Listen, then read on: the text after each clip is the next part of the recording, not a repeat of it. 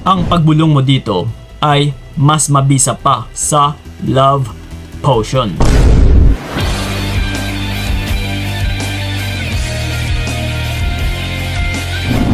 Yes, ito mga utol, no, siguro yung iba dyan is may hint na, lalong-lalo na sa mga nakapagpanood ng mga previous videos ko, no? And sa mga hindi pa nakapagpanood, ito, tatalakayin natin kung ano ba ito yung mabisang pamamaraan na sa pamamagitan lamang ng pagbulong, no? Kasi ito, yung iba nga is nagbabayad pa ng sobrang laki, no, na halaga para lang magkaroon ng love potion. Pero ito nga mga utol, no, honestly, no, isisiwalat ko lang sa inyo or isishare ko lang din sa inyo na sinubukan ko po yung mga ganitong bagay na magpagawa ng love potion. Pero ganun pa man, nakausap ko kasi yung nagturo sa akin neto about sa pagbulong na isa siyang manggagamot din. Pero ayon sa kanya, no, is hindi po siya naniniwala about sa love potion. Kumbaga pa is ito po ay sa pamamagitan lamang ng pamimera. At saka yes, kung napapansin niyo ngayon sa social media ay parang digital na rin eh. No, yung paggawa kunwari ng love potion. Kumbaga pa yung mga manggagamot is kumakalat na rin sa social media. But then, magpapagawa ka sa kanila ng love potion. Pero yun na nga mga utol, yung iba po dyan is pag-i-scam lamang. Na hindi naman totoo. Pipirahan ka lang. And meron nga ako nakausap, no, na nagbayad siya halos 15,000 sa isa pong vlogger, yes, sa social media din, na nakita niya na gumagawa daw ng love potion, no, kuno. Pero but then nung nakausap ko yung babae na yon, is sabi niya, Kuya Kiko, nasayang lang yung pera ko, no, na-scam lang ako, pero wala naman palang katotohanan yun. So mas mainam pa pala na nakinig na lang muna ako sa inyo. Yes, but huli na kasi niya ako nakita eh. So pero ito ngayon mga utol, no, i-share ko lang sa inyo yung about sa pagbulong, na which is libreng-libre lang po ito, no, na dito mismo sa video na ito, lalong-lalo na sa mga hindi pa nakapagpanood. So Kuya Kiko, ano ba yung klaseng pagbulong na yan? Well, siguro sa mga hindi pa nakapagpanood is ito po ay tungkol sa pagbulong sa bawang, no, ito, bawang. Well, sa mga hindi pa talaga nakakaalam, ito uulitin ko. Yung bawang na ito is simpleng bawang lang po, isang butil ng bawang na merong balat, no? And sasagutin pa natin dito yung may mga katanungan na nababasa natin sa comment section. So sa mga hindi pa nakakaalam, panoorin nyo po yung part 1, 2, and 3 ko about dito. So pero ito, i-recap lang natin, madali ang recap lang, no? Ang bawang na ito ay ilagay ninyo po sa kanang kamay ninyo. And then, dito po kayo magbubulong mismo.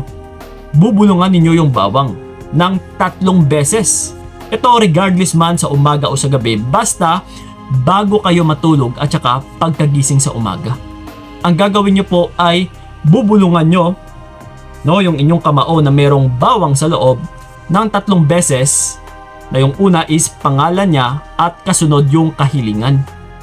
No, halimbawa, Juan de la Cruz, mapapasa akin ka. Juan de la Cruz, mapapasa akin ka. Juan de la Cruz, mapapasa akin ka. So yon, no? After mong mabulungan is isang tabi mo na yung bawang na ito. But kailangan is palagi mo ring dala-dala.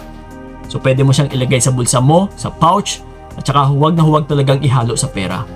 And then, no, ito sa may mga katanungan man, na isa sa mga katanungan na nabasa namin, na Kuya Kiko, pwede ba itong gamitin na sa iisang bawang lang na marami akong ihihiling?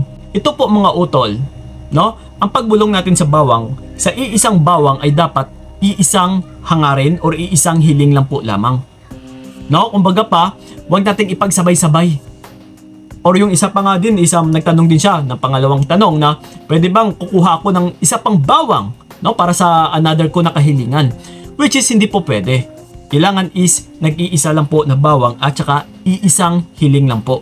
Kasi isa rin ito sa tinanong ko sa kaibigan ng tiyuhin ko na taga Mindanao na isang manggagamot na dapat isang bawang lang talaga at saka iisang kahilingan lamang. So, maging consistent ka lang sa magiging hiling mo. Araw-araw po yan utol na kailangan magiging routine mo ito paggising at saka bago matulog. So then, ito mga utol, kailangan ay bawal talagang mabasa, malaglag, or malaman ng ibang tao. Lalong-lalo na yung partner na binubulungan mo.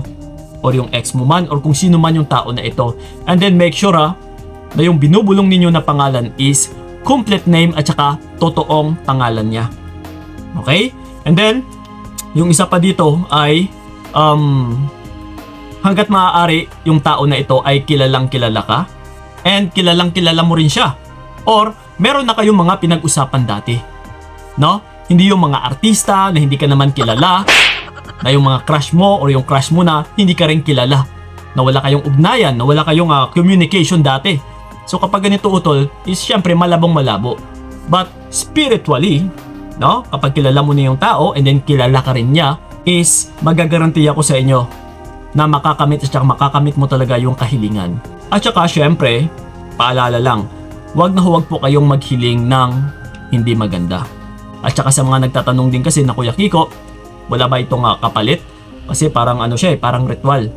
But yun na nga, again and again, na sinabi sa akin ng manggagamot ay hindi po ito ritual. Hanggat wala tayong binabanggit na Latin words or parang meron tayong sinasabi ng mga panalangin, no? In Latin is yun po ay ritual. Pero yung pagbulong mo lang kasi na parang tinatawag natin yung pangalan niya, no? Spirit to spirit utol ay yun po ang kikilos sa pamamagitan ng may taglay pong kapangyarihan yung bawang. Alam niyo ba kung ano yung sikreto? Kasi ang sabi ng manggagamot na yon is ang bawang ay isa po yan sa ginagamit na kasangkapan para ilagay sa, alam niyo na siguro, no? Kung ano ba yung tawag sa lugar ninyo. Kumbaga pa yung mga anting-anting or panabla or pangontra, no? Sa mga masasamang hangarin ng ibang tao. So isa po ito na ginagamit talaga. So yun po, that's why yung bawang is may taglay talagang kapangyarihan na mas mabisa pa talaga sa love potion na binabayaran mo na sobra-sobrang mahal. So yun po, dapat magawa mo lang sa tama ha. Tandaan ninyo, no? Consistency is the key to success. Na magiging successful ka someday kapag consistent ka lang sa ginagawa mo. At saka paulit-ulit, no? Walang sablay. Once kasi na maraming sablay, logically, di ba? Paano ito tatalab kung yun na nga, hindi naman nagiging consistent, marami kang sablay, marami kang kapalpakan, or lagi mo ring nakakalimutan. Yes. So, ganun po, ha? Maging consistent lang talaga, utol. So, yun. Which is, nasa bawang lang pala yung tanging solusyon. Try nyo po, utol. Maggugustuhan nyo yung magiging resulta. Okay? So, yun lang po. Maraming salamat. So, ingat kayo. God bless and babush! Binigay ko lahat para wala kang masabi. Kaya nga hindi ko